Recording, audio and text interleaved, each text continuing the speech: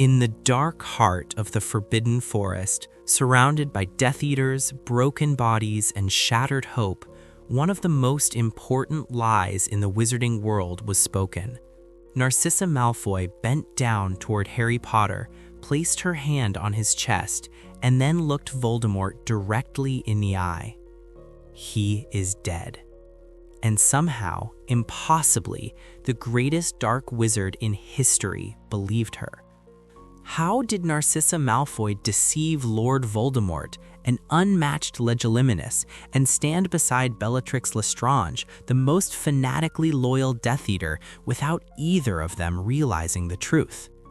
The answer lies not in magic alone, but in weakness, arrogance, love, and distraction. At that exact moment, Voldemort was not the powerful figure he believed himself to be.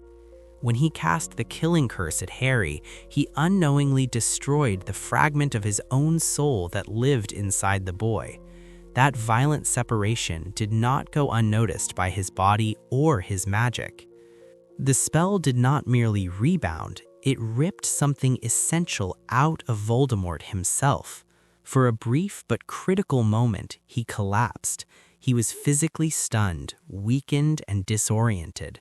His connection to Harry was finally severed, and with it, the strange shared awareness that had existed between them for years.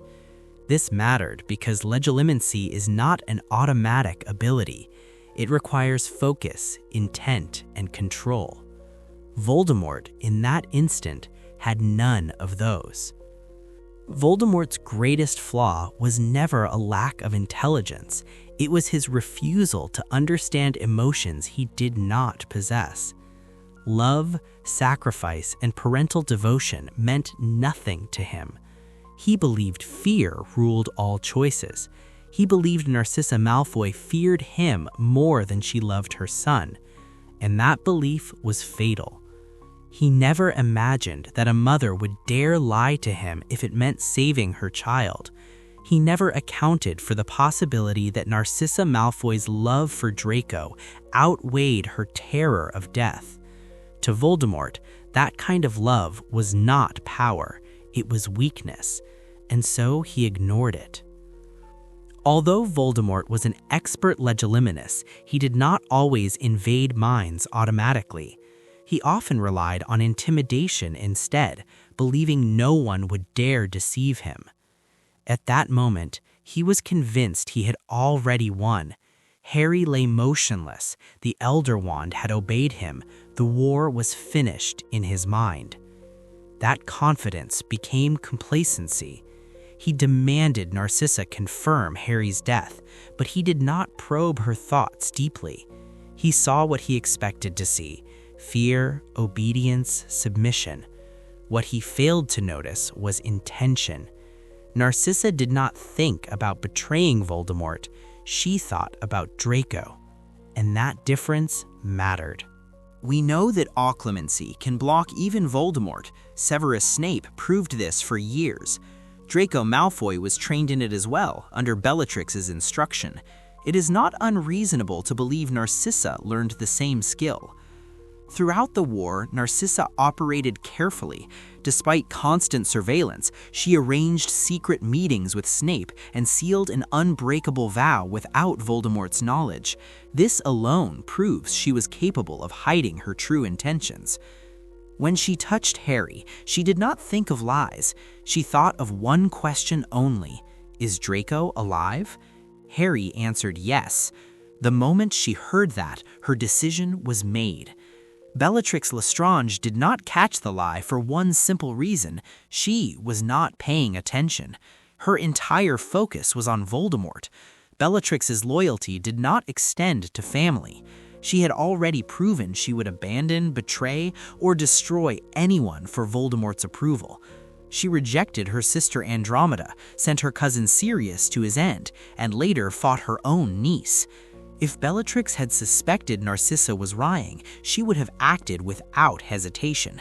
But she did not, because at that moment, Voldemort was weakened and Bellatrix was afraid. Her concern was not for Harry, it was for the Dark Lord's condition. She knelt beside him, spoke to him as if to a lover, and focused entirely on his recovery.